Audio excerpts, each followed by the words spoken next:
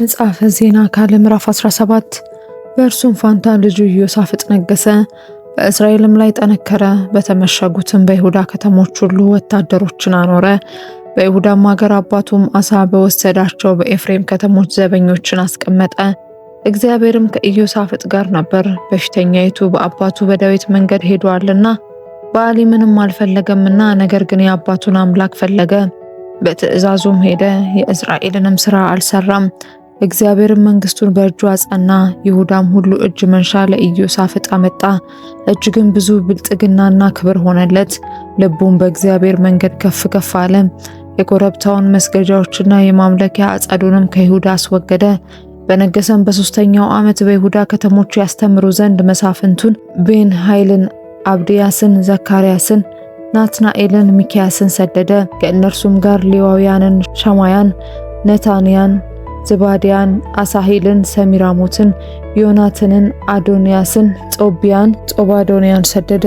ከእርሱም ጋር ካህናቱን ኤሊሳማንና ኢዮራምን ሰደደ። እነርሱም የእግዚአብሔርን የሕጉን መጽሐፍ ይዘው በይሁዳ ያስተምሩ ነበር። ወደ ይሁዳም ከተሞች ሁሉ ሄደው ሕዝቡን ያስተምሩ ነበር።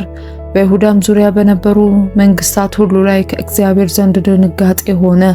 ከኢዮሳፍጥም ጋር አልተዋጉም። ከፍልስጤማውያንም ለኢዮሳፍጥ እጅ መንሻና የብር ግብር ያመጡ ነበር። አረባውያንም ደግሞ ከመንጎቻቸው 7700 አውራ በጎችና 7700 አውራ ፍየሎች ያመጡለት ነበር። ኢዮሳፍጥም እየበረታና እጅግም እየከበረ ሄደ። በይሁዳም ግንቦችና የተራራ ከተሞችን ሰራ።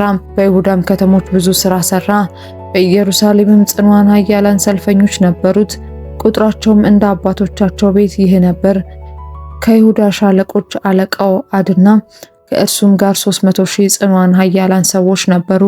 ከእርሱም በኋላ አለቃው ይሆሐናን ከእርሱም ጋር 280,000 ሰዎች ነበሩ።